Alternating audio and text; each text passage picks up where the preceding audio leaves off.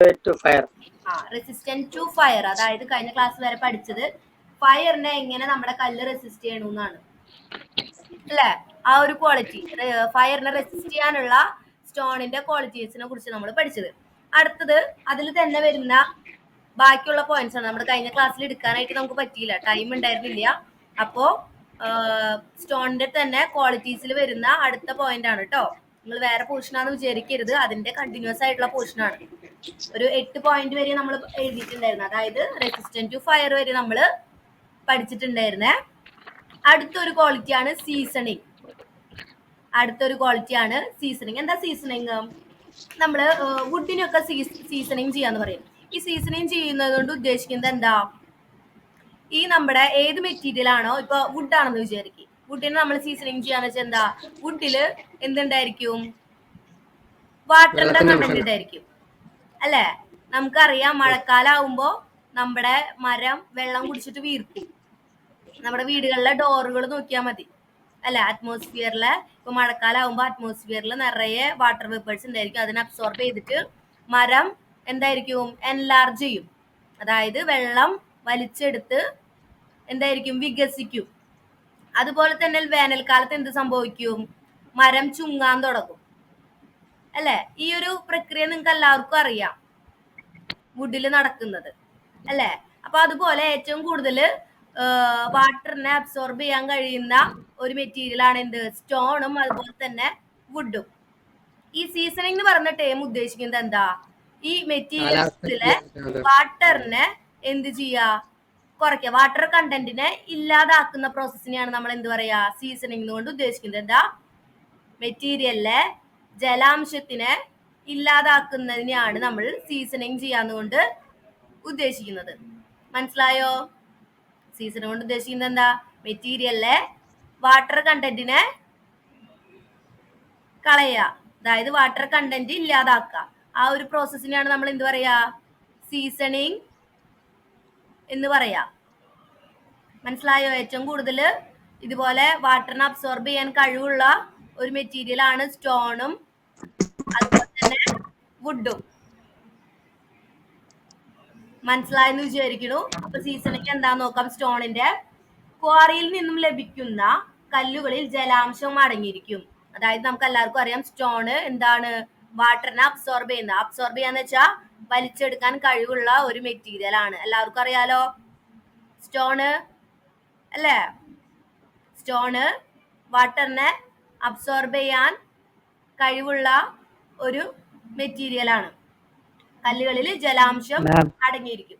ഈ സ്റ്റോൺ ഉദ്ദേശിക്കുന്നത് റോക്കാണോ അതല്ല സ്റ്റോൺ അതായത് ക്വാറിയിൽ നിന്ന് നമ്മള് ക്വാറിങ് ചെയ്തെടുക്കുന്ന സ്റ്റോൺ.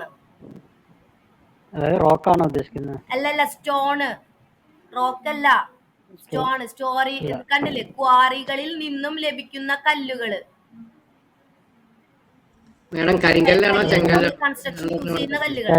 കരിങ്കല്ല് അങ്ങനെ ഒബ്സർവ് ചെയ്യോ? വുഡ് ഒബ്സർവ് ചെയ്യുന്നുണ്ട്, പക്ഷെ കരിങ്കല്ല് അങ്ങനെ ചെയ്യോ? കരിങ്കല്ല് അബ്സോർബ് ചെയ്യും.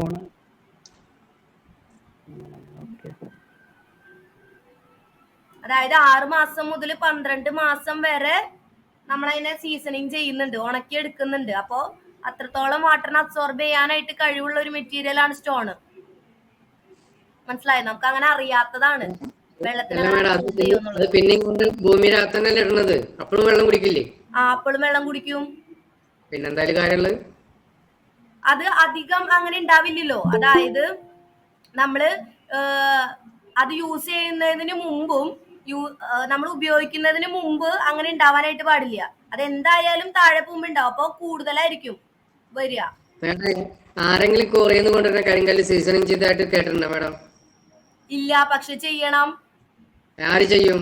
എവിടെങ്കിലും ഇന്ന് ഇത്രയും കാലത്ത് ഏതെങ്കിലും കൺസ്ട്രക്ഷനില് ഈ കരിങ്കല്ല് സ്റ്റോൺ ചെയ്യുന്ന കാര്യമില്ല, പക്ഷെ നമ്മൾ ചെയ്തിട്ടുണ്ടായിരിക്കണം. അങ്ങനത്തെ കല്ലുകളാണ് നമ്മൾ കൺസ്ട്രക്ഷന് യൂസ് ചെയ്യേണ്ടത്. അങ്ങനെയുള്ള കല്ലുകളാണ് കൂടുതൽ എന്താ നമ്മൾ ചെയ്യുന്നില്ല എന്ന് വിചാരിച്ച് അത് തെറ്റായിട്ട് പറയാൻ പാടില്ലല്ലോ. അല്ല ബാബു സാറേ, ആക്ച്വലി മാഡം അതിനെ കുറിച്ച് ജസ്റ്റ് ഒരു അവയർനെസ് തന്നു മാത്രം. അതിപ്പോ വേണമെങ്കിൽ ചെയ്യും, വേണമെങ്കിൽ വേണ്ട, അത്രേ ഉള്ളൂ. അതായത് നമ്മൾ ചെയ്യുന്നില്ല എന്ന് വിചാരിച്ച് അത് തെറ്റാണെന്ന് പറയരുത്. മനസ്സിലായോ? വുഡ് സീസണിങ് ചെയ്യാറുണ്ട്, അതായത് സ്റ്റോൺ ആരും സീസൺ ചെയ്യാറുണ്ടായിട്ട് കേട്ടിട്ടില്ല. സീസണിങ് അല്ല നമ്മളിതുവരെ ഇതിനെ കുറിച്ച് അവയർനെസ് ഇതുവരെ നേടിയിട്ടില്ല, അതായിരിക്കും മേ ബി. വാട്ടറിന്റെ നമ്മൾ ഈ മഴക്കാലങ്ങളിൽ ഇപ്പോഴത്തെ കൺസ്ട്രക്ഷൻ നോക്കണ്ട, പഴയ കാലത്ത് ഈ മഴക്കാലങ്ങളിൽ നമ്മൾ ഫൗണ്ടേഷന്റെ വർക്ക് ചെയ്യാറില്ലേ? കാരണം എന്താ? ഈ സ്റ്റോൺ ഏറ്റവും കൂടുതൽ വെള്ളം അബ്സോർബ് ചെയ്യണത് ആ സമയത്തായിരിക്കും. മനസ്സിലായി? ഇന്ന് കാലത്ത് അതൊന്നും ശ്രദ്ധിക്കുന്നില്ല അതിനെ കുറിച്ച്. മഴക്കാലത്തായാലും വേനൽക്കാലത്തായാലും ഏത് കാലത്തായാലും ഫൗണ്ടേഷന്റെ വർക്ക് നടക്കുന്നുണ്ട്. നിങ്ങൾ പഴയ കാലത്തില് നോക്കുകയാണെങ്കിൽ നിങ്ങൾക്ക് മനസ്സിലാവും.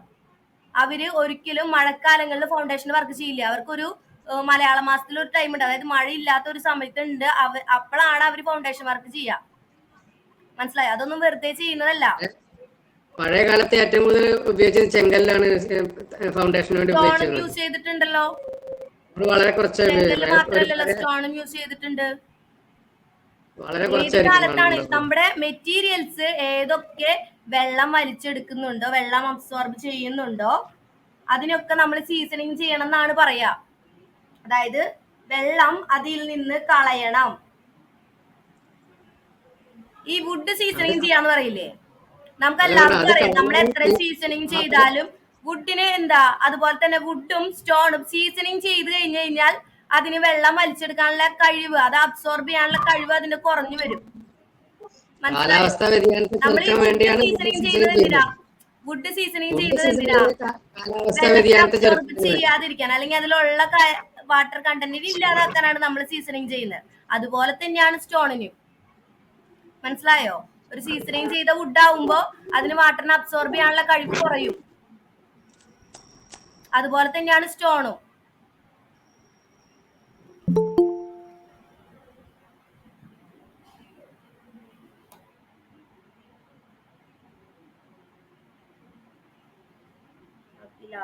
ഹലോ ഹലോ ഞാൻ ഒരാളെ എൻട്രി ചെയ്തപ്പോ പേര് എഴുതിയെടുത്തതാ. അപ്പൊ നോക്കാം, ഇതിലിപ്പോ ഈ സ്റ്റോണും ആക്ച്വലി ഈ വുഡും മാത്രം അങ്ങനെ ചെയ്യാറുള്ളൂ, അങ്ങനെ വേറെ വല്ല മെറ്റീരിയൽസ് അങ്ങനെ ചെയ്യാറുണ്ടോ?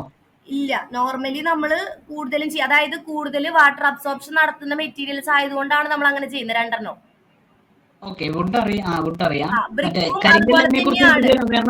ബ്രിക്കും അതുപോലെ തന്നെയാണ് വാട്ടർ അബ്സോർബ് ചെയ്യുന്നതാണ്. പക്ഷെ നമ്മള് ബ്രിക്ക് ഉണ്ടാക്കുമ്പോ തന്നെ അതിനുള്ള ബേണിങ്ങും കാര്യങ്ങളും നമ്മൾ ചെയ്യുന്നുണ്ട്.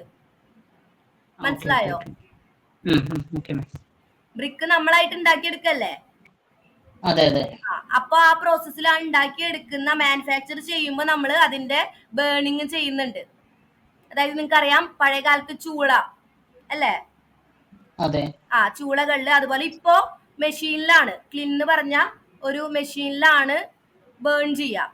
അത് ഈ ഒരു പ്രോസസ്സിന്റെ ഭാഗമാണ്. നമ്മൾ ക്ലേ വെച്ചിട്ട് ബ്രിക്ക് ചെയ്യുന്ന സമയത്ത് അതിൽ നമ്മൾ വാട്ടർ ആഡ് ചെയ്യുന്നുണ്ട്. മനസ്സിലായോ? അപ്പൊ അതില് വാട്ടറിന്റെ കണ്ടന്റ് ഉണ്ട്. അത് കുറയ്ക്കാൻ വേണ്ടിയിട്ടും കൂടുതൽ സ്ട്രെങ്ത് കിട്ടാൻ വേണ്ടിയിട്ടാണ് നമ്മൾ ഈ ഹീറ്റ് ചെയ്യുന്നത്. ബ്രിക്ക് നമ്മൾ ഉണ്ടാക്കിയെടുക്കുന്നതായതുകൊണ്ട് നമ്മൾ ആ പ്രോസസ്സ് ചെയ്യുന്നുണ്ട് അതില്. മനസ്സിലായോ? ഇതുപോലെ തന്നെ നമുക്ക് ക്വാറിയിൽ നിന്ന് കിട്ടുന്ന സ്റ്റോൺ, അതായത് ക്വാറിയിൽ നിന്ന് കിട്ടുന്ന സ്റ്റോണിന് എന്തുണ്ട്? വാട്ടർ കണ്ടന്റ് ഉള്ളതായിരിക്കും. അതിനെ പറയുന്ന പേരാണ് എന്ത്? Quarry sap. Quarry sap. ആ പോയിന്റ് ഒന്ന് നോട്ട് ചെയ്ത് വെക്കുക. എന്താ? സാപ്പ്. നോട്ട് ചെയ്തോ? പോയിന്റിനെ നോട്ട് ചെയ്ത് വെക്കാം കേട്ടോ. എന്താ പറയുന്നത്? ക്വാറിയിൽ നിന്ന് കിട്ടുന്ന കല്ലിന് എന്തുണ്ടായിരിക്കും? ജലാംശം അടങ്ങിയിരിക്കും. ഇതിനെ പറയുന്ന പേരാണ് എന്ത്? Quarry sap. പിന്നെ അതുപോലെ തന്നെ എന്താ? പിന്നെ അതുപോലെ തന്നെ നമ്മൾക്ക് വരുന്നത് ആക്ച്വലി എന്താ പറയാ, ഈ കരിങ്കല്ല് വരുന്നുണ്ടല്ലോ. ഈ കരിങ്കല്ല് വരുന്നത് വന്നിട്ട് രണ്ട് ടൈപ്പ് ഓഫ് കരിങ്കല്ല് വരും. മേ ബി ഒരു കറുത്ത ടൈപ്പും ഒരു വെളുത്ത ടൈപ്പും വരും. ചിലവര് പറയുന്നത് അതിന്റെ ഈ സ്വഭാവത്തിനെ ഡിപ്പെൻഡ് ചെയ്തിട്ട് അതിന്റെ റേറ്റിലും ചെറിയ വേരിയേഷൻ വരുന്നുണ്ട്. മേ ബി ചിലവര് പറയും അതായത് കരിങ്കല്ലിന്റെ ഇപ്പൊ കരിങ്കല്ല് എന്ന് പറഞ്ഞാൽ ഇപ്പൊ ഓരോ എന്താ പറയാ, ഓരോ സ്വഭാവത്തിനനുസരിച്ച് അതിന്റെ റേറ്റിലും വരുന്ന വേരിയേഷൻ വരുന്നുണ്ട്. ഉണ്ട്. അതിന്റെ സ്ട്രക്ചർ ഉണ്ട്. അനുസരിച്ച് നമ്മൾ So, കഴിഞ്ഞ ക്ലാസ്സിൽ അതിന്റെ അപ്പിയറൻസ് പഠിച്ചപ്പോൾ നമ്മൾ അതിൽ പഠിച്ചു നിറമുള്ള കല്ലും കൂടുതൽ കടുത്ത നിറമുള്ളതും അതുപോലെ തന്നെ കടുപ്പം കുറവുള്ള കല്ലുകളും അതിൽ പറഞ്ഞിട്ടുണ്ടല്ലോ ഏത് കല്ല നമ്മൾ കൂടുതൽ യൂസ് ചെയ്യുന്നത്. ഓക്കെ, ഞാൻ റെഡി ചെയ്തില്ലേ? Okay okay.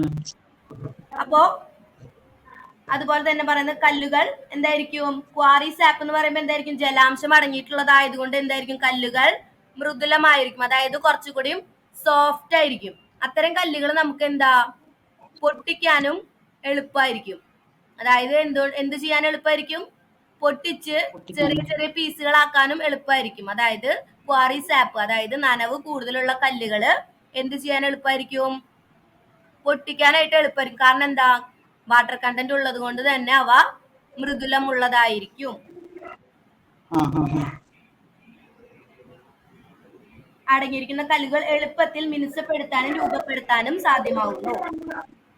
സ്ട്രക്ചറൽ വർക്കുകൾക്ക് ഉപയോഗിക്കുന്ന കല്ലുകൾ 6 മുതൽ 12 മാസം വരെ ഉണക്കി സീസണിങ് ചെയ്യേണ്ടതുണ്ട്. ആ കാലയളവ് നോട്ട് ചെയ്ത് വെക്കുക. 6 മുതൽ 12 മാസം വരെ എന്ത് ചെയ്യണം? സീസണിങ് ചെയ്യേണ്ടതുണ്ട്.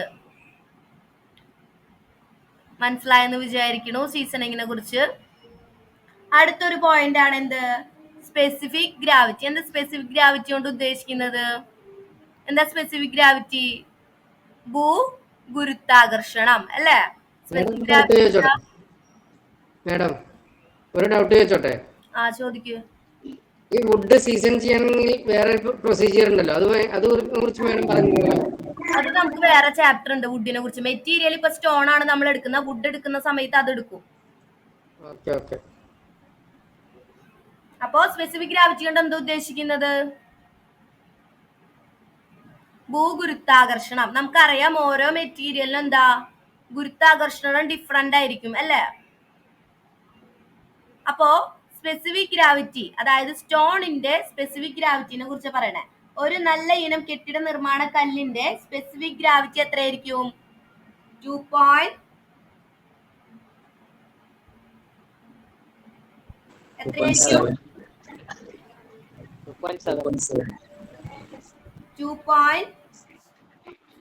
More than 2.7. 2.7 അതിൽ കൂടുതലോ ആയിരിക്കണം. 2.7 ചുരുങ്ങിയത് നമുക്ക് ആവശ്യമുണ്ട്, അതോ അതിൽ കൂടുതലോ ആയിരിക്കണം. മനസ്സിലായെന്ന് വിചാരിക്കണു. ഗുരുത്വാകർഷണം ഒരു കല്ലിന്റെ, അതായത് നല്ല ഒരു സ്റ്റോൺ ആണെങ്കിൽ അതിന്റെ ഭൂഗുരുത്വാകർഷണം എത്രയായിരിക്കണം? 2.7 കൂടുതൽ ആയിരിക്കണം. അതുപോലെ ഭാരം കൂടിയ കല്ലുകൾ ചെറുതും സുഷിരങ്ങൾ കുറഞ്ഞവയുമായതിനാൽ ഡാമുകൾ, റീറ്റെയിനിങ് വാൾ, ഡോക്ക് ഹാർബർ തുടങ്ങിയ വിവിധ ഇനം എഞ്ചിനീയറിംഗ് ആവശ്യങ്ങൾക്കായി ഉപയോഗിക്കുന്നു. അതുപോലെ എന്താ പറഞ്ഞ? ഭാരം കൂടിയ കല്ലുകൾ എന്തിനു ഉപയോഗിക്കുന്നു എന്നാ പറഞ്ഞേ?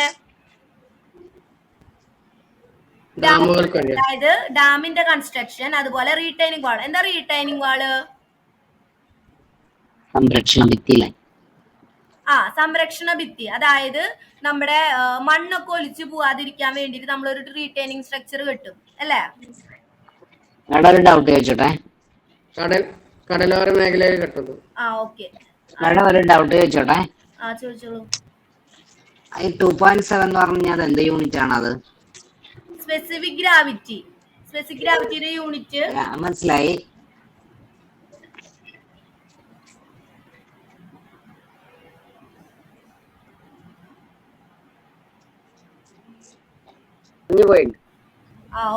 എനിക്കും ക്ലിയർ ആവുന്നില്ല, അതുകൊണ്ടാണ്. 2.7 യൂണിറ്റ് ആണ് പറയുന്നത്. Specific gravity. സ്പെസിഫിക് ഗ്രാവിറ്റി നമുക്ക് യൂണിറ്റ് ഇല്ല, 2.7 അങ്ങനെയാ പറയാ. സ്റ്റോണിന്റെ കേസില്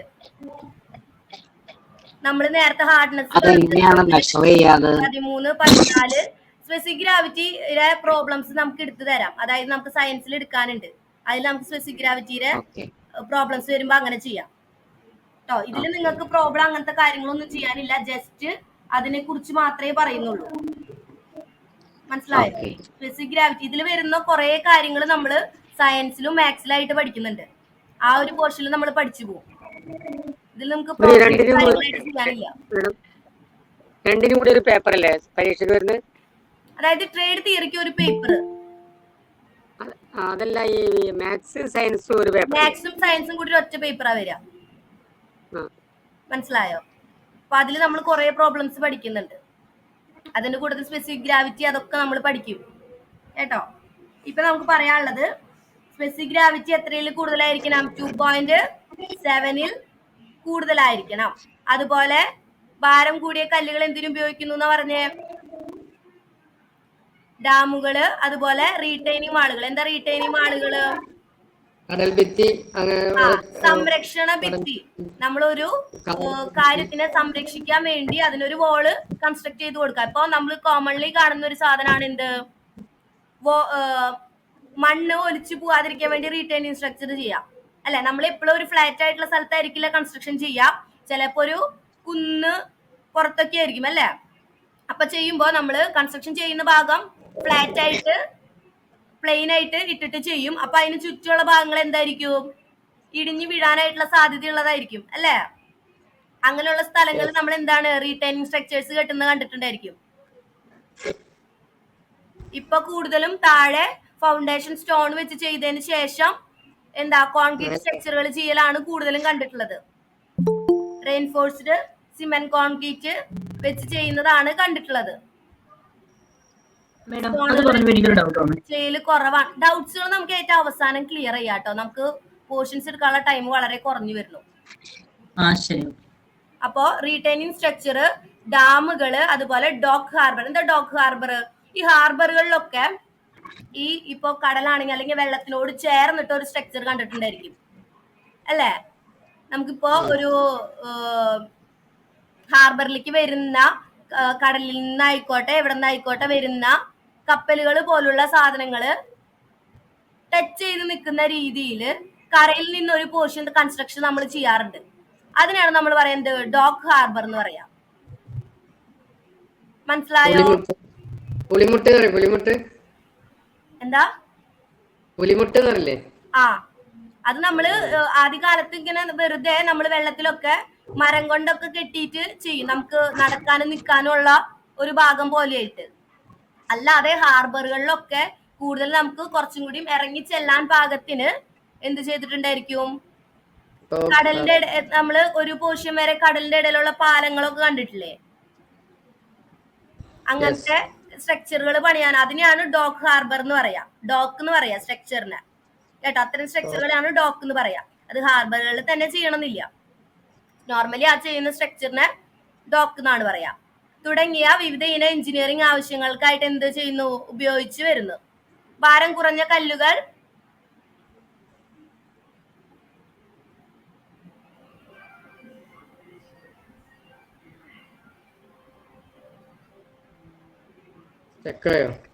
കേൾക്കാലോ?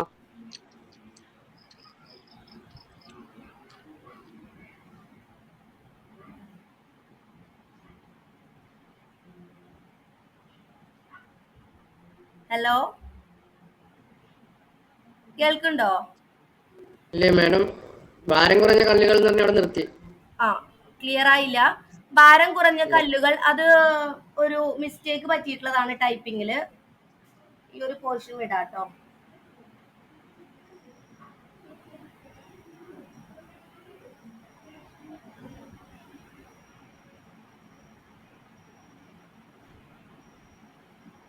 മേൽക്കൂരകൾ എന്നിവ നിർമ്മിക്കുന്നതിനായിട്ട് ഉപയോഗിക്കുന്നു. ആദ്യകാലത്ത് എന്തൊക്കെയാ? മേൽക്കൂരകൾ നിർമ്മിക്കാനായിട്ട് സ്റ്റോണുകളുടെ ചെറിയ ചെറിയ പീസുകൾ വെച്ചിട്ട് ചെയ്തിട്ടുണ്ട്.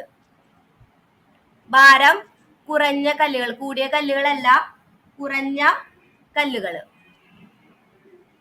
മനസ്സിലായോ? അത് ശരിക്കും സ്പെസിഫിക് ഗ്രാവിറ്റി ആയിട്ട് ബന്ധപ്പെട്ട ഒരു പോയിന്റ് ആയിട്ട് നമുക്ക് പറയാൻ പറ്റില്ല. നമുക്ക് പക്ഷെ പറയാം. ഭാരം കൂടിയ കല്ലുകളുടെ കാര്യം പറഞ്ഞതുകൊണ്ട് നമുക്ക് ഭാരം കുറഞ്ഞ കല്ലുകളുടെ കാര്യം കൂടി പറയാം. നമുക്ക് ശരിക്കും സ്പെസിഫിക് ഗ്രാവിറ്റിയുടെ പോയിന്റിൽ നിങ്ങൾ എഴുതേണ്ടത് എന്താ? സ്പെസിഫിക് ഗ്രാവിറ്റിനെ കുറിച്ചാണ്. കൂടുതൽ എക്സ്ട്രാ 2 പോയിന്റ് കൂടി തന്നു എന്നുള്ളൂ. നിങ്ങൾക്ക് കുറച്ചുകൂടി എല്ലാവരും ചെയ്ത് എഴുതാനായിട്ടാണ്. സ്പെസിഫിക് ഗ്രാവിറ്റിയുടെ പോയിന്റ് 2.7 അതിൽ കൂടുതലായിരിക്കണം സ്പെസിഫിക് ഗ്രാവിറ്റി. അതാണ് ഇതിലെ മെയിൻ പോയിന്റ് ഹൈലൈറ്റ് ചെയ്യേണ്ടത് കേട്ടോ. അതിൽ കുറഞ്ഞ കല്ലുകൾ എന്താണ് നമ്മൾ കൺസ്ട്രക്ഷന് വേണ്ടിയിട്ട് യൂസ് ചെയ്യാറില്ല.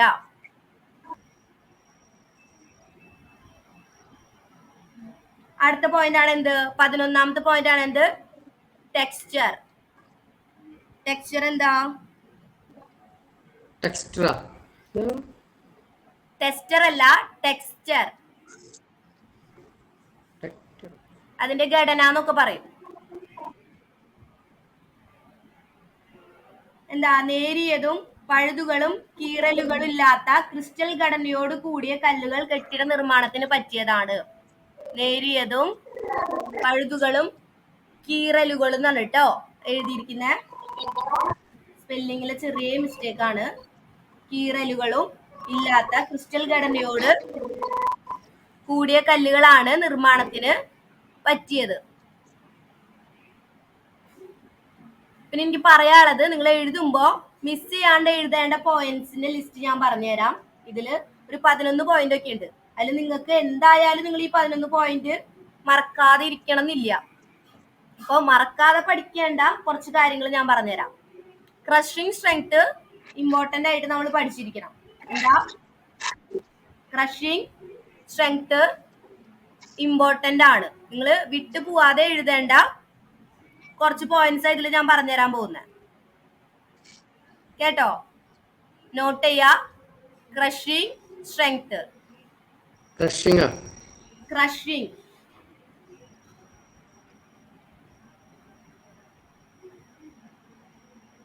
അതുപോലെ വരുന്നതാണ് ഡ്യൂറബിലിറ്റി. എന്ന് വെച്ച് ബാക്കിയുള്ളത് പഠിക്കണ്ടെന്നല്ല, പക്ഷെ വിട്ടുപോവാതെ പഠിക്കാം.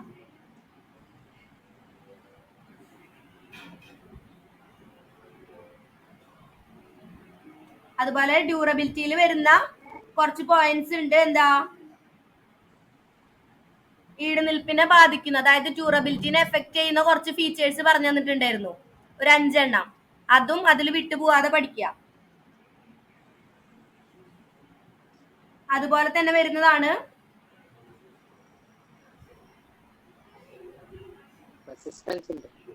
പെർസെന്റേജ് വിയർ, തേയ്മാനം. Resistant to fire. Percentage wear, തേയ്മാനം. മലയാളമാണ് പറഞ്ഞ തേയ്മാനം.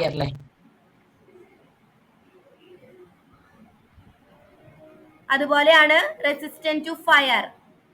ഫയറിനെ എങ്ങനെ റെസിസ്റ്റ് ചെയ്യണമെന്നുള്ളത്.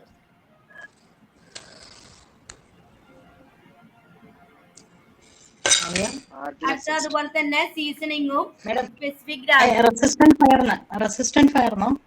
Resistance to fire.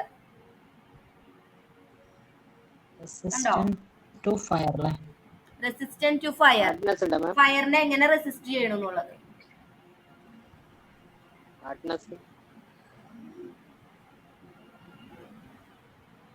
ഈ പോയിന്റ്സ് വിട്ടുപോവാതെ പഠിക്കുക കേട്ടോ. അതിൽ വരുന്ന കൂടി പറയാം.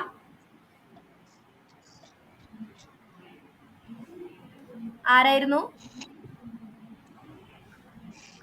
ഇമ്പോർട്ടൻസിലെ seasoning പറഞ്ഞോന്ന്.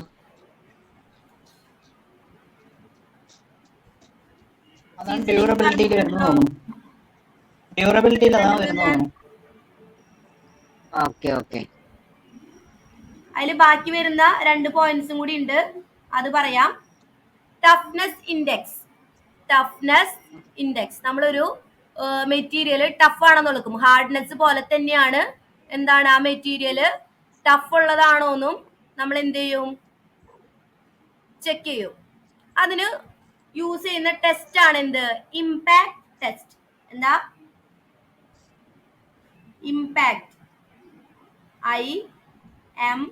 IMPACT. Impact. Impact test. നമ്മൾ ടഫ്നെസ് ചെക്ക് ചെയ്യുന്ന ടെസ്റ്റിനെയാണ് എന്ത് പറയാ? Impact test. ഇമ്പാക്ട് ടെസ്റ്റ് എങ്ങനെയാ ചെയ്യുന്നത് നിങ്ങൾക്ക് പഠിക്കാനില്ല, പക്ഷെ അതിന്റെ ഒരു വീഡിയോ ഇമ്പാക്ട് ടെസ്റ്റ് എങ്ങനെ ചെയ്യണേന്നുള്ളത് ഞാൻ അയച്ചു തരാം കേട്ടോ നിങ്ങൾക്ക്. അപ്പൊ കുറച്ചും കൂടി നിങ്ങൾക്ക് അതിനെ കുറിച്ച് മനസ്സിലാവും. Impact test. അപ്പൊ നോക്കുക ടഫ്നെസ്സിനെ കുറിച്ച്. ടഫ്നെസ് ഇൻഡെക്സ് 13 കുറവാണെങ്കിൽ കല്ല് കഠിനമുള്ളതല്ല. എന്താ 13 താഴെ ആവാൻ പാടില്ല. നമ്മൾ ഹാർഡ്നെസ് പറഞ്ഞു, അതുപോലെ തന്നെയാണ് എന്ത് ടഫ്നെസ്സും. എന്താ 13 താഴെ ആവാൻ പാടില്ല. 13 താഴെയാണെങ്കിൽ എന്താണ് അത് കഠിനമുള്ള കല്ലല്ല, അതായത് സ്ട്രോങ് ആയിട്ടുള്ള കല്ല് അല്ല. പിന്നെന്താ 13നും 19നും ഇടയിലാണെങ്കിൽ കല്ല് ഇടത്തരം കാഠിന്യമുള്ളതാണ്. ഒരു മിഡിൽ സ്ട്രെങ്ത് ഉള്ളതാണെങ്കിൽ എന്തായിരിക്കും 13നും 19നും ഇടയിലുള്ളതായിരിക്കും.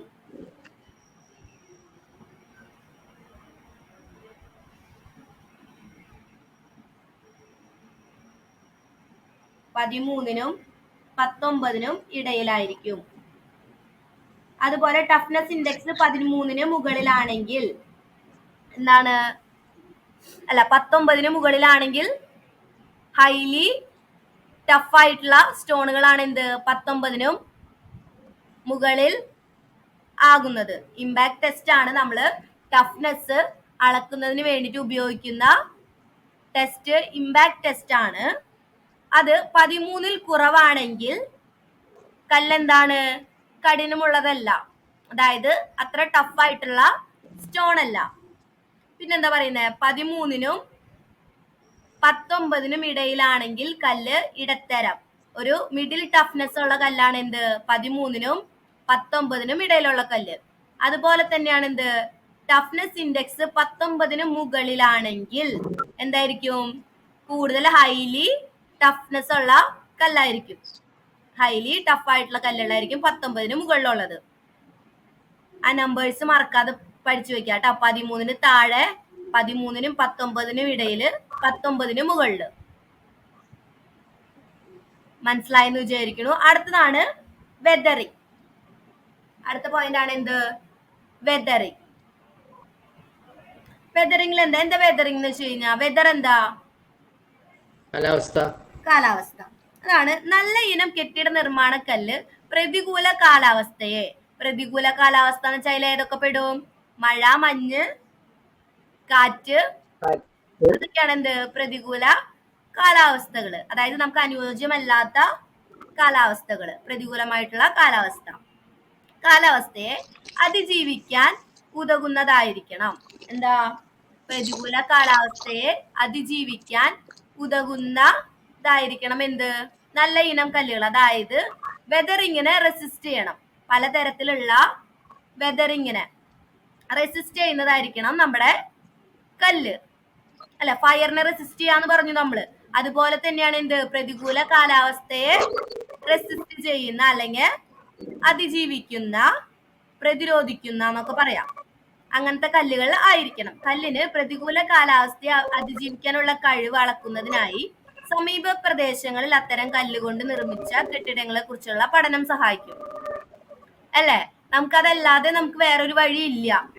പ്രതികൂല കാലാവസ്ഥ എല്ലാ സ്ഥലത്തും ഒരേ കാലാവസ്ഥ ആയിരിക്കില്ല. അപ്പൊ നമ്മൾ എന്ത് ചെയ്യണം? അതേ മോഡല് കല്ല് വെച്ച് ആ സമീപ പ്രദേശങ്ങളിൽ ചെയ്തിട്ടുള്ള കൺസ്ട്രക്ഷൻ നമ്മൾ നോക്കണം. എന്നിട്ട് അതിനെന്തെങ്കിലും പ്രശ്നമുണ്ടോ, അതെങ്ങനെയാണ് റിയാക്ട് ചെയ്യുന്നത്, അതിന്റെ ഇപ്പോഴത്തെ അവസ്ഥ എന്താണ്, അതിന് എത്രത്തോളം ലോഡ് ബെയർ ചെയ്യാനുള്ള കപ്പാസിറ്റി, അതൊക്കെ നമ്മൾ എങ്ങനെ നോക്കുക? സമീപകാലത്ത് ആ പ്രദേശത്ത് നിർമ്മിച്ചിട്ടുള്ള അത്തരം കല്ലുകൾ നിർമ്മിച്ചിട്ടുള്ള സ്ട്രക്ചറിൽ കെട്ടിടങ്ങളെ കുറിച്ച് നമ്മൾ പഠിക്കണം. എന്നാൽ മാത്രമേ ഈ വെതറിങ് നമുക്ക് ചെയ്യാൻ പറ്റൂ. വെതറിങ് ടെസ്റ്റ് പോലെ നമുക്ക് ചെയ്യാൻ പറ്റുള്ളൂ. മനസ്സിലായോ? അത്തരം കല്ല് ആ പ്രദേശത്തെ കാലാവസ്ഥയെ എങ്ങനെ ആണ് അതിജീവിക്കുന്നതെന്ന്. ചിലപ്പോ അതിജീവിക്കും, അല്ലെങ്കിൽ അതിജീവിക്കില്ല, അല്ലെ? അത് നമ്മൾ മനസ്സിലാക്കണമെങ്കിൽ എന്ത് ചെയ്യണം? സമീപ പ്രദേശങ്ങളില് ആ കല്ല് ഉപയോഗിച്ച് ചെയ്തിട്ടുള്ള കെട്ടിടങ്ങളെ പരിശോധിക്കണം. മനസ്സിലായെന്ന് വിചാരിക്കുന്നു. ഒരു പ്രദേശത്തെ പ്രതികൂല കാലാവസ്ഥയെ അതിജീവിക്കാനുള്ള കഴിവുള്ള കല്ലുകൾ ഉപയോഗിച്ച് വേണം പ്രധാന കെട്ടിടങ്ങൾ നിർമ്മിക്കാൻ. അതുപോലെ ആ പ്രദേശത്തെ കാലാവസ്ഥയെ പ്രതിരോധിക്കുന്ന തരത്തിലുള്ള കല്ലുകൾ വേണം നമ്മൾ ആ പ്രദേശത്തിന് ഉള്ള കൺസ്ട്രക്ഷന് വേണ്ടിയിട്ട്, അല്ലെങ്കിൽ ആ പ്രദേശത്ത് എന്തെങ്കിലും കെട്ടിടം നിർമ്മിക്കുമ്പോൾ ഉപയോഗിക്കേണ്ടത്. മനസ്സിലായെന്ന് വിചാരിക്കുന്നു. ഇത്തരം പോയിന്റുകളാണ്, 14 പോയിന്റുകളാണ് ഒരു കല്ലിന്റെ ക്വാളിറ്റീസിനെ കുറിച്ച് പറയുന്നത്. 14 പോയിന്റ്സുകളാണ് ഒരു കല്ലിന്റെ ക്വാളിറ്റീസ് ആയിട്ട് നമ്മൾ പറയുന്നത്. ഏതൊക്കെയാ 14 പോയിന്റ്സ് പറഞ്ഞേ?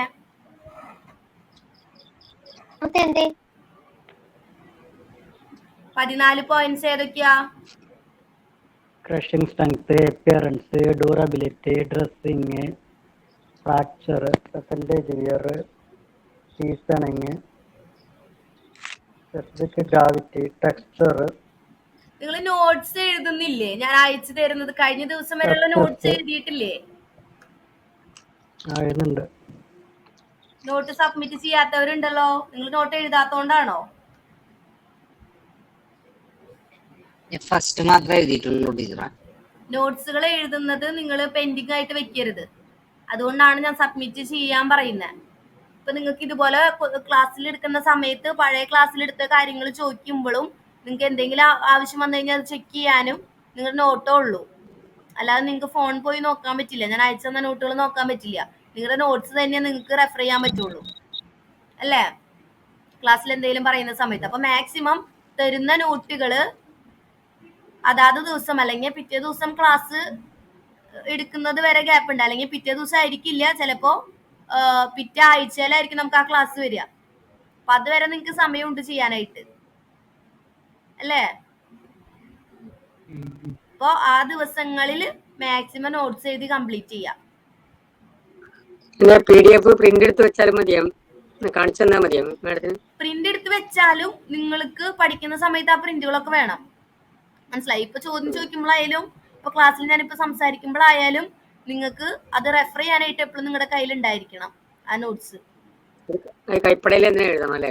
ആ നോട്ട്സ് ആയിട്ട് തന്നെ അത് ഉണ്ടായിരിക്കേണ്ടതാണ്. ഇപ്പൊ നിങ്ങൾക്ക് എഴുതാനായിട്ട് പറ്റാത്തവരാണെങ്കിൽ എന്ത് ചെയ്യാ, ഇതുപോലെ പ്രിന്റ് എടുത്ത് വെക്കുക. അത് എപ്പോഴും കയ്യിൽ വേണം എന്നാണ് ഞാൻ ഉദ്ദേശിക്കുന്നത്. മനസ്സിലായോ? അതുകൊണ്ടാണ് അത് അങ്ങനെ സൂക്ഷിക്കുന്നത്. 12ാമത്തെ എന്താണെന്ന് പറയാ, ഞാൻ മിസ്സായിട്ടുണ്ട്. എന്താ 12 പറഞ്ഞിട്ടില്ല. ടഫ്നെസ്. അപ്പൊ 13 പോയിന്റ് ഇല്ലാത്തതാണ്. 12 കഴിഞ്ഞിട്ട് 13 കേട്ടോ വരുന്ന പോയിന്റ് ഇട്ടിരിക്കുന്നത് മാറിയിട്ടുള്ളതാണ്. അപ്പൊ ഞാൻ 12 ആണല്ലേ, 13 അല്ല അത്. ഓക്കെ, 12 ആണ്. ഓക്കെ, അപ്പൊ 13 മിസ്സിംഗ് ആണ്. ഓക്കെ, 13 മിസ്സിംഗ് അല്ല, ഈ പോയിന്റിന്റെ നമ്പർ 13 ആണ്. 14 ഉള്ളതാ? 14 അല്ല, 13 ആണ് നമ്പർ വരുന്നത് കേട്ടോ. അപ്പൊ നമുക്ക് 13 പോയിന്റ്സേ ഉള്ളൂ. 13 പോയിന്റ്സേ ഉള്ളൂ. കറക്റ്റ് ആയിട്ട് അത് നോട്ട് ചെയ്യുന്നവർക്ക് മനസ്സിലാവും. നോട്ട് എഴുതുന്നവർക്ക്, നോട്ട് എഴുതി വന്നിട്ടുള്ളത് നമ്പറുകൾ ഇടുമ്പോൾ അവർക്ക് മനസ്സിലായോ? ഇതേപോലുള്ള കാര്യങ്ങൾ നിങ്ങൾ നോട്ടിൽ എഴുതുമ്പോഴാണ് നിങ്ങൾക്ക് കറക്റ്റ് ആയിട്ട് മനസ്സിലാവുക. ഒരു പോയിന്റ് വിട്ടിട്ടുണ്ടെങ്കിൽ അല്ലെങ്കിൽ ഒരു പോയിന്റിന്റെ നമ്പർ മാറിയിട്ടുണ്ടെങ്കിൽ അത് പെട്ടെന്ന് മനസ്സിലാവും നോട്ട്സ് എഴുതി വന്നവർക്ക്. അപ്പോ 13 പോയിന്റ്സ് ആണ് വരുന്നത്. ഏതൊക്കെ വരുന്നത്? ക്രഷിംഗ് സ്ട്രെങ്ത്, അപ്പിയറൻസ്, പിന്നെന്താ, durability, dressing, fracture, hardness, percentage wear, resistant to fire, seasoning, specific gravity, texture, toughness index, weathering. അങ്ങനെ 13 പോയിന്റ്സ് ആണ് വരുന്ന. എക്സാമിന് ചോദിക്കാൻ സാധ്യതയുള്ള ക്വസ്റ്റ്യൻ ആണ്. ഇങ്ങനെ തന്നെ പഠിച്ചു വെക്കാം. ഒരു മിനിറ്റ്. ഹലോ, പറഞ്ഞോ. ഇന്ന് ക്ലാസ്സിൽ പേരൊന്ന് എനിക്ക് തരണം കേട്ടോ. ഞാൻ നോട്ട് ചെയ്തിട്ടുണ്ട്. അറ്റൻഡൻസ് തരാം. ഞാൻ നോട്ട് ചെയ്ത് വെച്ചിട്ടുണ്ട്. Okay miss. ഓക്കെ. ഇതിൽ കേറിയിട്ട് ലെഫ്റ്റ് അടിച്ച് പോയവരുണ്ട്, പക്ഷെ ഞാൻ അറ്റൻഡൻസ് ആയിട്ട് ഞാനത് തരാം. കേറിയ മുഴുവൻ പേരും ഇപ്പൊ കാണാനില്ല. കുറെ പേര് എന്തെങ്കിലും അർജന്റ് ആയിരിക്കാം. ഓക്കെ, മേ ബി ഇപ്പോൾ ഉള്ള ആൾക്കാരെ അറ്റൻഡൻസ് ചെയ്യും. Okay okay.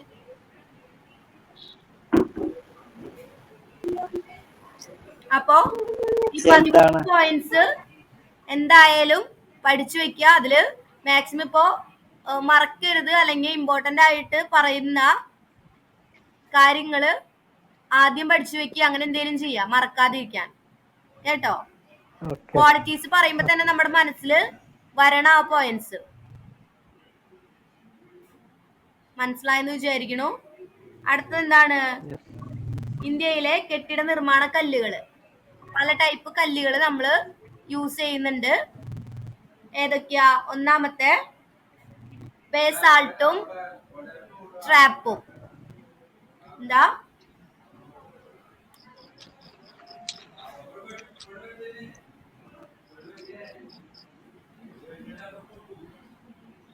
ബേസാൾട്ടും ട്രാപ്പും.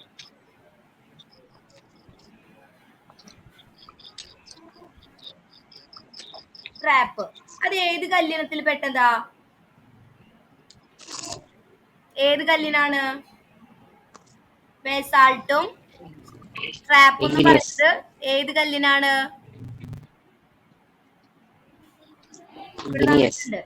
ഏതാ? ഇഗ്നിയസ്. ഇഗ്നിയസ് സ്റ്റോണിന്റെ കാറ്റഗറിയിലാണ് എന്ത് വരിക? ബസാൾട്ടും ട്രാപ്പും വരുന്ന. നോട്ട് ചെയ്തോ?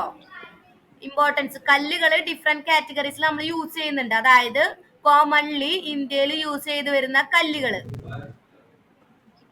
ഇന്ത്യയില് യൂസ് ചെയ്ത് വരുന്ന കല്ലുകള് ഏതൊക്കെയാന്നുള്ളത്. ഒന്നാമത്തെയാണ് ബേസാൾട്ടും ട്രാപ്പ് എന്ന് പറയുന്ന കല്ലിനങ്ങള്. ഏതിനത്തിൽ പെട്ടതാണ്? ഇഗ്നിയസ് റോക്കില്. ഇഗ്നിയസ് റോക്കിൽ പെടുന്ന കല്ലുകളാണ് എന്ത്? ബേസാൾട്ടും ട്രാപ്പും. അടുത്ത കല്ലുകളാണ് എന്ത്? ചോക്ക്. എന്താ? ആരുടെ ഇതിന്നാണ് വോയിസ് വന്നോണ്ടിരിക്കുന്നത്? മ്യൂട്ടാക്കാട്ടോ.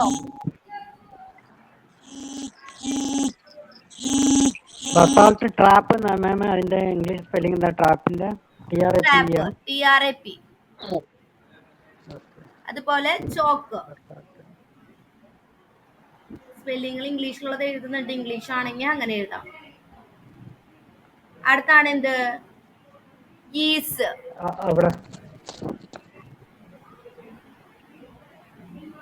എന്താ? നീസ്.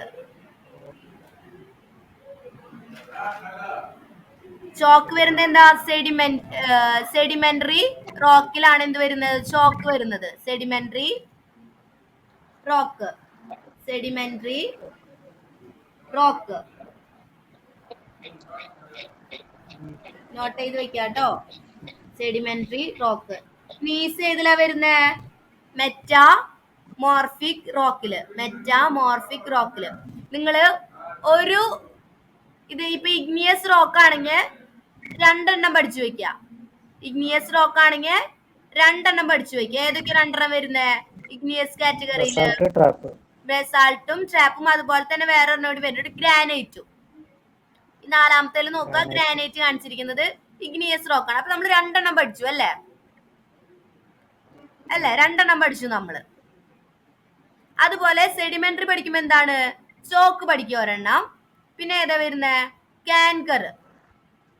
കാൻകർ എന്തിലാ വരുന്നേ? സെഡിമെന്ററിയാ വരുന്നത്. അതുപോലെ സെഡിമെന്ററി വരുന്നത് ഏതാ? Lime stone. ഇതിൽ ഏതെങ്കിലും 2 എണ്ണെങ്കിലും പഠിച്ചു വെക്കാം. മനസ്സിലായെന്ന് വിചാരിക്കുന്നു. ഇപ്പൊ ഇഗ്നിയസ് പഠിക്കുമ്പോ ബസാൾട്ടും ട്രാപ്പും അതുപോലെ തന്നെ എന്താ? ഗ്രാനൈറ്റും പഠിച്ചു വെക്കാം.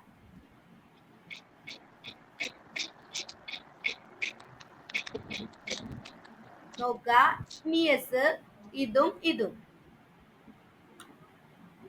അതുപോലെ തന്നെ സെഡിമെന്ററി പഠിക്കുമ്പോ ചോക്കും കാങ്കറും പഠിച്ചു വെക്കുക.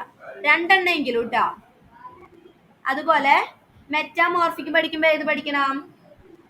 നീസും അതുപോലെ തന്നെ ലാറ്ററൈറ്റും. നീസും ലാറ്ററൈറ്റും അങ്ങനെ 2 വെച്ചെങ്കിലും പഠിച്ചു വെക്കുക. മനസ്സിലായി? ഇതെല്ലാം നിങ്ങൾക്ക് പഠിക്കാൻ ബുദ്ധിമുട്ടാണെങ്കിൽ 2 വെച്ച് ഓരോന്നിലും 2 വെച്ച് പഠിച്ചു വെക്കാം. മനസ്സിലായെന്ന് വിചാരിക്കുന്നു. ഇഗ്നിയസ് ആൾട്ട് 2, ബേസാൾട്ടും ട്രാപ്പും പഠിക്കുക, അതുപോലെ തന്നെ ഗ്രാനൈറ്റും പഠിക്കുക. ഇപ്പൊ ഇഗ്നിയസ് റോക്സിന്റെ 2 എക്സാമ്പിൾസ് നമ്മൾ പഠിച്ചു. ചേരുമ്പടി ചേർക്കാന്നൊക്കെ വരുമോ? എന്താ ചേരുമ്പടി ചേർക്കാന്ന് വെച്ചൊക്കെ വരുമോ? ചേരുമ്പടി ചേർക്കാനായിട്ട് വരില്ല നിങ്ങൾക്ക്, പക്ഷെ എക്സാമ്പിൾസ് എഴുതാനായിട്ട് ചിലപ്പോ വരും. ഇഗ്നിയസ് റോക്സ് ഒരു എക്സാമ്പിൾ ആയിട്ട് എന്തെങ്കിലും എഴുതാനോ, അല്ലെങ്കിൽ ഇപ്പൊ നിങ്ങൾക്ക് ചോദിക്കാം കുറെ കാറ്റഗറീസ് തരും. ചിലപ്പോ ബെസാൾട്ട്, ചോക്ക്, അതുപോലെ തന്നെ ലാറ്ററൈറ്റ്, അങ്ങനെ സ്റ്റോണുകൾ തരുന്നിട്ട് ചോദിക്കും ഇതിൽ ഏതാണ് ഇഗ്നിയസ് റോക്സ് എന്ന് ചോദിക്കും. അങ്ങനെ ചോദിക്കാം, 1 വേർഡ് ആയിട്ട് ചോദിക്കാം നിങ്ങൾക്ക്. അല്ലെങ്കിൽ നിങ്ങൾക്ക് ചോദിക്കാം പലതരത്തിലുള്ള കല്ലുകളുടെ എങ്ങനെ തരംതിരിക്കാന്നുള്ളത് ചോദിക്കും. ഇഗ്നിയസ് റോക്കുകൾ ഏതൊക്കെ വരണേന്ന് എഴുതാം, അതുപോലെ സെഡിമെന്ററി റോക്കുകൾ ഏതാ, അതായത് ഹെഡിങ് തന്നെ നോക്കുക. എന്താ കോമൺലി യൂസ്ഡ് സ്റ്റോണുകൾ, അതായത് കോമൺ ആയിട്ട് യൂസ് ചെയ്ത് വരുന്ന കല്ലുകൾ ഏതൊക്കെയാണെന്ന് ക്വസ്റ്റ്യൻ ചോദിക്കാം. അങ്ങനെ വേണമെങ്കിൽ നിങ്ങൾക്ക് ക്വസ്റ്റ്യൻ ചോദിക്കാം. മനസ്സിലായോ? അങ്ങനെ ചേരുമ്പടി ചേർക്കാനായിട്ട് വരില്ല. ഇങ്ങനെയൊക്കെ ആയിരിക്കും ക്വസ്റ്റ്യൻ ചോദിക്കുക അതില് കേട്ടോ. ഏതൊക്കെ വരുന്നേ? ബെസാൾട്ടും ട്രാപ്പ് എന്ന് പറയുന്നത് ഇഗ്നിയസ് റോക്ക് ആണ് വരുന്നത്. ചോക്ക് സെഡിമെന്ററി റോക്ക് ആണ്. നീസ് എന്ന് പറഞ്ഞു കഴിഞ്ഞിട്ടുണ്ടെങ്കിൽ മെറ്റാമോർഫിക് റോക്ക് ആയിട്ടാണ് വരുന്നത്. അതുപോലെ ഗ്രാനൈറ്റ് എന്താ? ഇഗ്നിയസ് റോക്ക് ആണ്. അതുപോലെ കാങ്കർ സെഡിമെന്ററി റോക്ക് ആണ് വരുന്നത്. അതുപോലെ ലാറ്ററൈറ്റ് മെറ്റാമോർഫിക് ആണ് വരുന്നത്. അതുപോലെ ലൈം സ്റ്റോൺ എന്താ? സെഡിമെന്ററി. നിങ്ങൾക്ക് ലൈം സ്റ്റോൺ ഒക്കെ പഠിച്ചു വെക്കാൻ എളുപ്പമായിരിക്കും തോന്നുന്നു എനിക്ക് കുറച്ചും കൂടി. ലൈം സ്റ്റോൺ ഒന്നും നിങ്ങൾ അങ്ങനെ മറന്നു പോകുന്നതല്ല. അപ്പോൾ സെഡിമെന്ററിയിലാണ് ലൈം സ്റ്റോൺ വരുന്നത്. നമ്മൾ ക്ലാസിഫിക്കേഷൻസിൽ നമ്മൾ പഠിച്ചിട്ടുണ്ടായിരുന്നു, എക്സാമ്പിൾസ് അതിൽ തന്നെ പറഞ്ഞിട്ടുണ്ടായിരുന്നു നമ്മൾ. അപ്പോൾ അതൊക്കെ ഒന്ന് പഠിച്ചു വെക്കുക. അതുപോലെ മാർബിൾ വരുന്നത് മെറ്റാമോർഫിക്കിലാണ് വരുന്നത്. അതുപോലെ സ്ലേറ്റ് വരുന്നത് മെറ്റാമോർഫിക്കിൽ തന്നെയാണ്.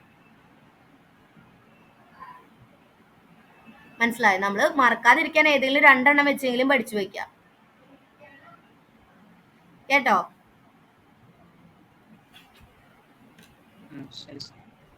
മനസ്സിലായോ? നോട്ട് ചെയ്ത് വെക്കാനുള്ളതൊക്കെ നോട്ട് ചെയ്ത് വെച്ചോ. നിങ്ങളിപ്പോ പറയുമ്പോ അതേപോലെ തന്നെ എഴുതി വെക്ക. ഒരു പോയിന്റിൽ, അതായത് ഇഗ്നിയസ് റോക്ക് ആണെങ്കിൽ 2 എക്സാമ്പിൾ അങ്ങനെ തന്നെ എഴുതി വെച്ചു. നിങ്ങൾ റഫ് നോട്ടിൽ ഇപ്പോ എഴുതുന്നവരാണെങ്കിൽ അങ്ങനെ തന്നെ നോട്ട് ചെയ്ത് വെക്കാം. നിങ്ങളിത് ചിലപ്പോ നാളെ എടുത്ത് നോക്കുമ്പോ നിങ്ങൾക്ക് അത് ചിലപ്പോ ഓർമ്മയെ ഉണ്ടായിരിക്കില്ല. ഇതിപ്പോ ഓരോ 9 പോയിന്റ് കൊടുത്തിട്ടില്ല മാഡം? ഗ്രാനൈറ്റിന്റെ ഇഗ്നിയസ് കൊടുത്തിട്ടുണ്ട്. അപ്പൊ ഈ 9 പോയിന്റിനും അതിന് നേർക്കണ ഓരോ മീൻസ് ഓരോ വേർഡ് കൊടുത്തിട്ടുള്ളത്, ഓരോ സെന്റൻസ് കൊടുത്തിട്ടുള്ളത്. ഓരോ സെന്റൻസോ? അതായത് ഇന്ത്യയിലെ കെട്ടിട നിർമ്മാണ കല്ലുകൾ, ഓക്കെ, അതില് ചോക്ക് എന്നുള്ളത്, അല്ലെങ്കിൽ ചോക്ക് വേണ്ട, ഇഗ്നിയസ് എന്നുള്ളത് മെറ്റാമോർഫിക് എന്ന് കൊടുത്തിട്ടുണ്ട്. അതെ, ഓക്കെ. അതില് നമ്മൾക്ക് ഇങ്ങനെയാണ് പഠിക്കേണ്ടത് അല്ലെ? അങ്ങനെയല്ലേ? അതിലിപ്പോ അതിന്റെ എക്സാമ്പിൾ വെച്ച് മേഡം തരും. മേ ബി ക്വസ്റ്റ്യൻ ചോദിക്കാം. ചോദിക്കാം. ചിലപ്പോ ഒരു മെറ്റാമോർഫിക് സ്റ്റോണിന് എക്സാമ്പിൾ എഴുതാനായിരിക്കും ചോദിക്കുക. അല്ലെങ്കിൽ ഗ്രീസ് എന്ന് പറയുന്നത് ഏത് കാറ്റഗറിയിലാണ് പെടുന്നത്, ഏത് തരം കല്ലിലാണ് ഉൾപ്പെടുന്നതെന്ന് ചോദിക്കാം. ഏത് തരം കല്ലാണെന്ന് ചോദിക്കാം. ഇപ്പൊ എന്ത് പറയണം? മെറ്റാമോർഫിക് ആണെന്ന് പറയണം.